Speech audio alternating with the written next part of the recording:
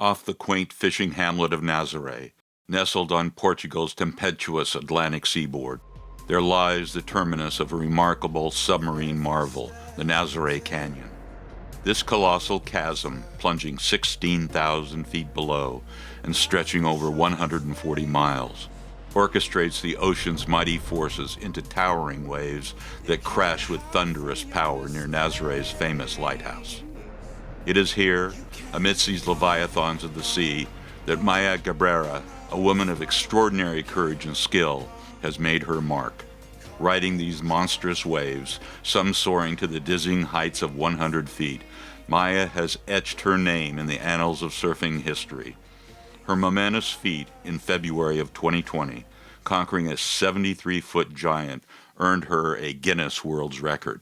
Recently, Maya shared her experiences with Lorenzo Bertelli, a man whose life journey also weaves through the realms of business, commitment to sustainability, and high adrenaline pursuits. Bertelli, stewarding the legacy of his great-grandfather as the head of corporate social responsibility and executive director of the luxury house Prada Group, brings with him a past steeped in the thrills of rally racing. His years spent challenging the most unforgiving terrains in his quest for speed and precision reflect a spirit akin to Maya's own dance with the ocean's might. Their conversation, imbued with the shared passion for the preservation of our planet's aquatic wonders, also touched upon their collaborative efforts with UNESCO.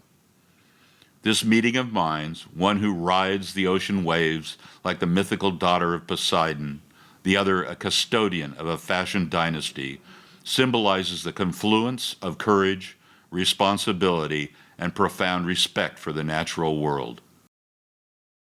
But also, Nazaré is, to be fair, much, much more dangerous than all the other places, with just how the place is and how the rescue is operated and how the cliff is so close to the wave and there's no channel. There's definitely very specific things there that make it for it to be very, very dangerous.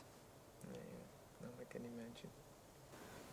It looks like you're never able to go always faster than the waves, because I've seen some videos where, I'm not an expert, but where they anticipate a lot because the waves always catch you. Exactly, in the end, exactly. Yeah. So there's it's not like it's more waves that they can wait and... There's a very fine line on the really big waves. You want to be very critical for scoring and for world record potential, but you don't want to be so critical that you're going to be eaten alive like I will be in 10 seconds from now. So, because it's very, very dangerous to be there. But you felt in that way? No. Yeah. Was bad?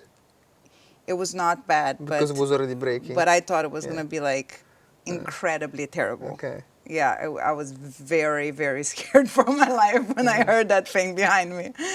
But I got lucky, I don't think I want to be in that position again. I don't want to play that luck card again. I think once is enough. But so you have to really time it, because the worst thing that can happen for a big wave surfer is you catch the wave of your life and then you're in front of the ride the whole time. Because you missed it. The wave is like 100 foot and you're surfing at 30 foot on the shoulder. And that's not gonna, you're gonna feel give you the horrible. Right feeling.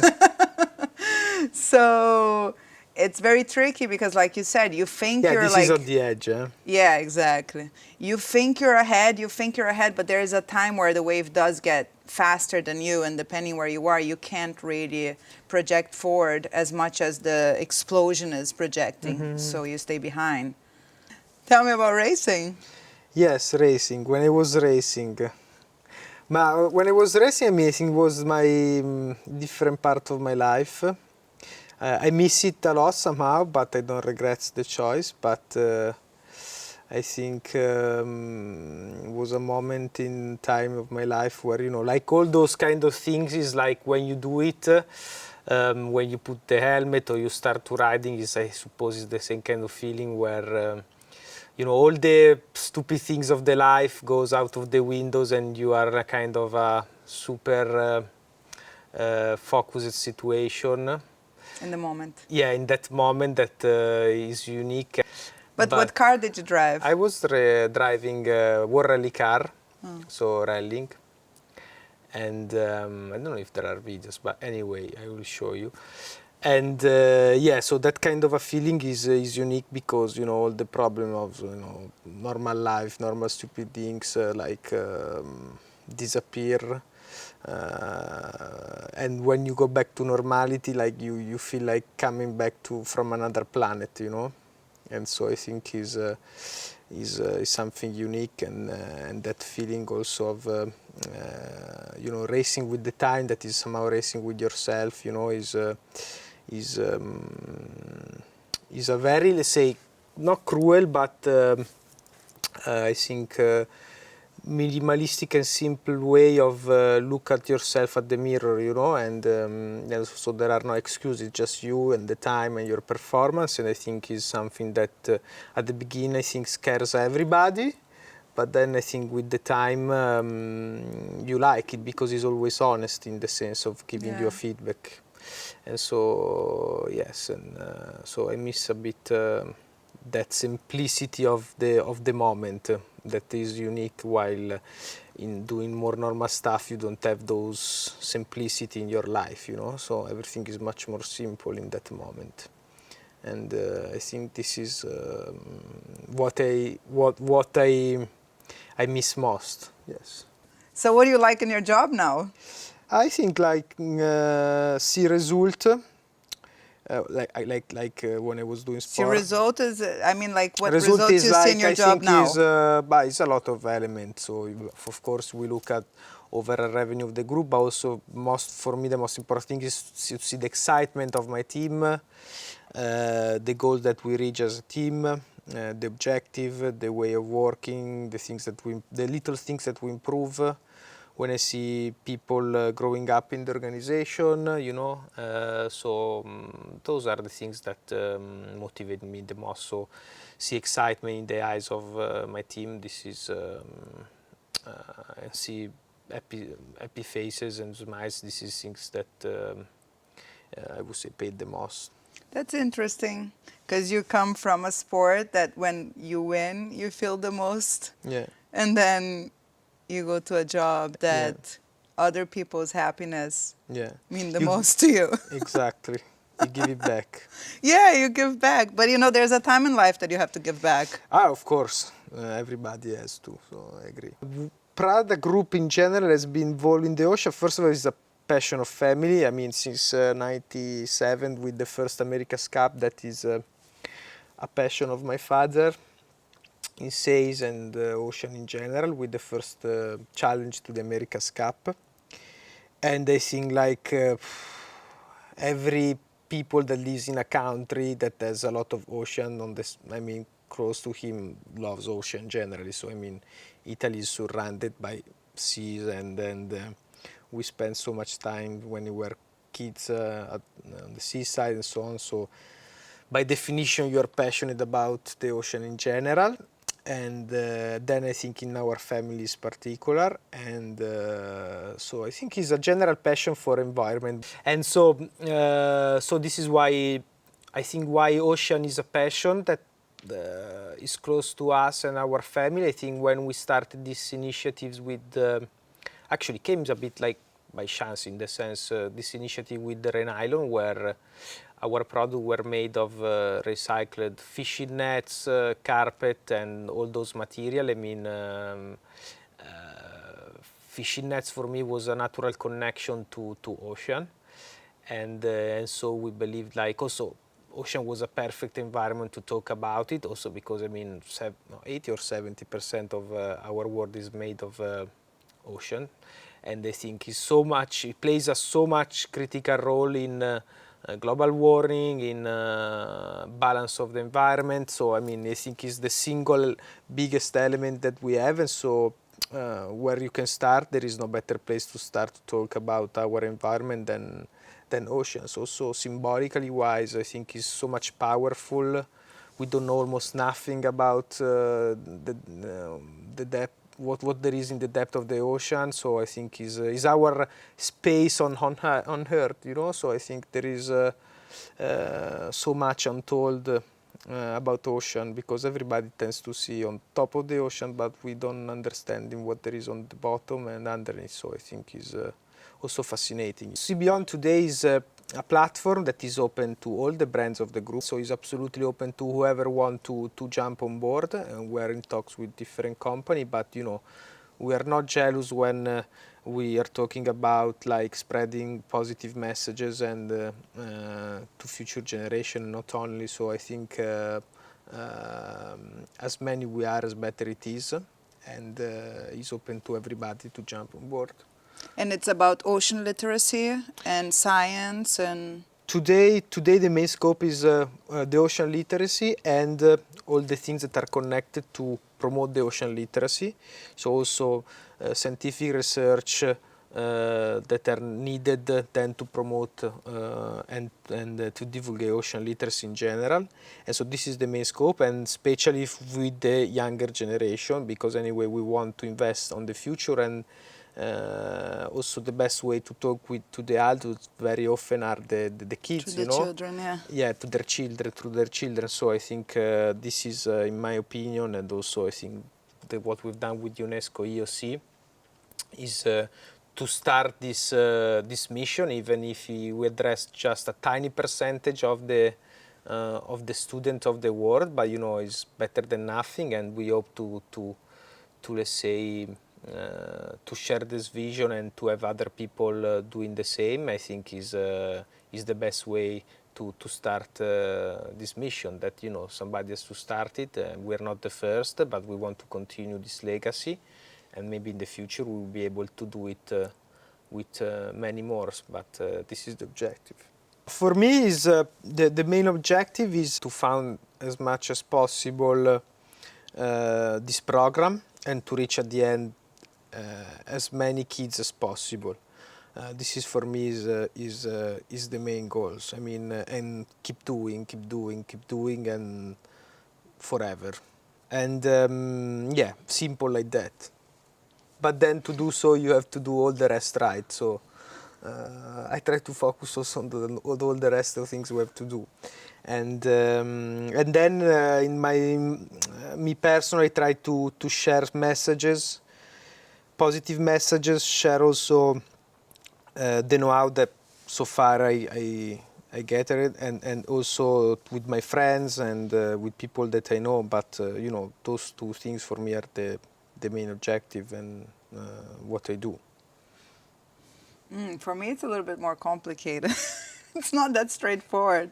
A couple years ago, I just got a title, and it was written in it that I was an UNESCO champion of the ocean and youth. And in it had nothing written about my commitments or what I was supposed to do to the organization. And so I landed a job with no prescription of what to do, what goes, or whatever. But I think it sounded like I should protect the oceans, like I was doing through Oceana, by campaigning to change laws and using my voice and my platform. The advantage I see of UNESCO is also using their platform to put my message out there and share a little bit of my experience of the ocean, my love for the ocean. I think, you know, everyone, it's important that we connect with people that have the same goals as us. And I think in conservation and fighting for a lot of the things that we fight on, climate change and all the changes we have to focus on to become a world that is sustainable, we have to come together, because oftentimes we feel so isolated. We feel like nobody really cares, nobody really is doing anything. And so with UNESCO, when you're there, you feel like, okay, there's a lot of people doing things, and things are moving forward. And so you wanna be surrounded by people that have the same goals, the same vision, and can give you also, in my case, a lot of good information, and can share with me a lot of scientific things and knowledge that I can then pass on and try and educate myself, while I also try to educate others and children too by writing. And I agree. The fact that also working with UNESCO allows us to be like on a platform that as much as possible is also trying to organize the effort that is putting in place and making sure that all the money is invested in the most efficient ways possible. They help us so much us in making the right decision in where to put the money in the right project, because even there are a lot of good projects around, and the most important things at the end is to people that take care, that are happy first of all, and I try to spread positivity within the people, and because we need, I think, better capability of communicate with people, and also I think we need more people that believes in a better future and act for a better future. I think this is what we need most. Yeah. Unfortunately, sometimes I feel like big things are made of simple things that may looks like boring, but at the end are not boring at all if you know how to appreciate them. I think people most of the time maybe don't know how to appreciate those simple things that from outside they may look boring. Like what? I don't know, that you are good, that you can enjoy the ocean, that you can enjoy the friends, and then the fact that you are, because you enjoy, you are a positive person, and you can also share this positivity with other people, and I think and help people who needs more help. I think that the tool that we have today, potentially we will be able to give to humanity the power of fix things fast as well. We just need to be everybody convinced of that and on the same page and working for that goal. Unfortunately, I think that we have already done irreversible damage to the environment and to the nature. But I think also we have the potential not to fix everything, but to at least balance for the future generation what we've done, and to learn how to live in balance with the environment. And so I'm optimistic by nature. So long term, I'm optimistic. Then maybe short term, I'm not that optimistic. So it depends from the time frame we look at it. So short term, I'm not optimistic, but long term, yes. Yeah, I think we're kind of in a messy point right now, but at the same time, I think it's a very important point, because it might be tipping point, and it might be the moment where in the next few years we really take hard choices as society, and governments and politicians and world leaders have to lead the right way. And we know what we have to do. We know we have to move away from fossil fuel. We know we have to consume less. We know we have to take care of the South, and make sure that they are getting back what we used in the North, and our carbon footprint is not just devastating their coasts and their lives, and they're the most vulnerable ones. So it's I think it's an economical and political issue that will be changed when society really has the knowledge and the power to come together and make some really immense pressure towards the right changes, which I think there is a strong movement happening already. And as things get more and more out of control with natural disasters, I think we're going to have more people fighting, because it will be a necessity. It will affect everyone eventually, and we all going to have to move into the direction of finding a balance with nature, which we are obviously completely unbalanced now. We all, in the journey of our lives, encounter moments with the natural world that leave indelible marks upon our souls. These intersections, often occurring in the tender years of youth, are not mere fleeting episodes.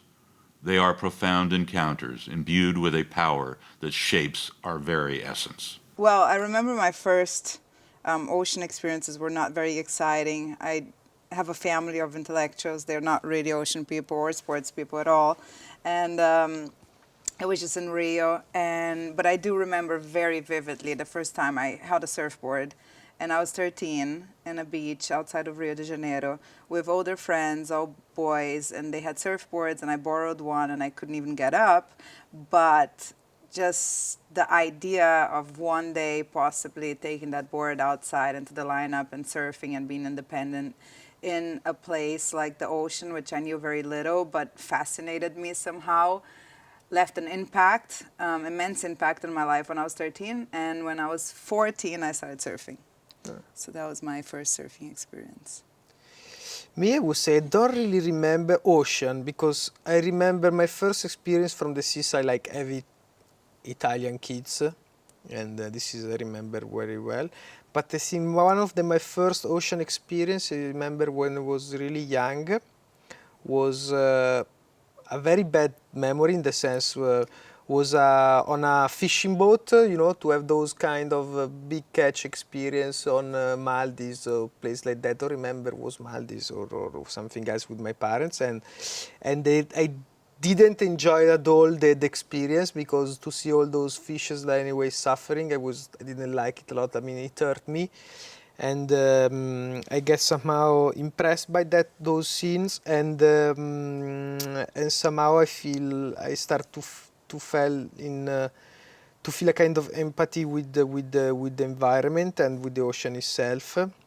And that was my first ocean experience that I really remember. That was a bit weird. And then the second one that I remember was when I had my first dive in the middle of the Mediterranean, where there was no coast anywhere in view, and there was like the depth was more than 1,000 meters, and so to swim really in that nothing of blue, like where there is thousands of meters below you and you don't see any other boats and you don't see any coast. I mean, it's impressive, but it's super nice feelings.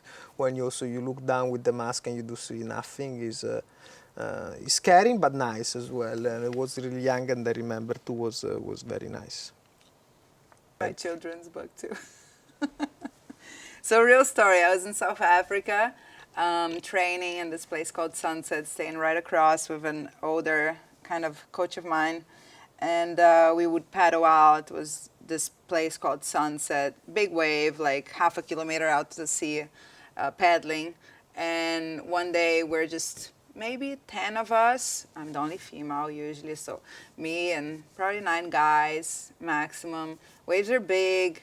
I'm pretty scared. I'm young. I was in early stages of my career, probably around 22 or so. And I am trying to feel comfortable. I'm sitting in the lineup, and I look back, and this huge, massive whale pops up and breathes out. And it stays there up floating so close to us. And I start staring at it, and it takes a giant wave on the head. And I hear, like, it didn't dive or anything. It did, like, when we're buoyant, it just stuck it on the head and made, like, the biggest sound of explosion. And it just disappeared. And I was like, I was so shocked because it was so natural for her. Like, she didn't, like, that was nothing to her. And I was just petrified about every wave that broke on that place. And this whale just pops up and, breathes and sees that massive wall and takes it on the head and goes down and goes with her day, And I was just, in a way, I was so impressed by her, but then I was so jealous of her because I wanted to have that ability so bad. And so that was a wild moment. Nice. Me, I have, let's say, I have so many like a super exciting moment, but to pick it once, I have to do not think those exciting one in the sense of, sense of peacefulness and also adrenaline. Maybe after, I had so many cool free riding with also climbing and then free riding or those kind of things, or some particular skydiving, but it's not those. I think the most impactful moment that I had in my life is when I've been in Ngorongoro in Africa, and the view of the of the sunrise. I think for me it's been the most impactful images that I have in my memory in my life. I think the most beautiful place I ever seen on earth, and I think was really a kind of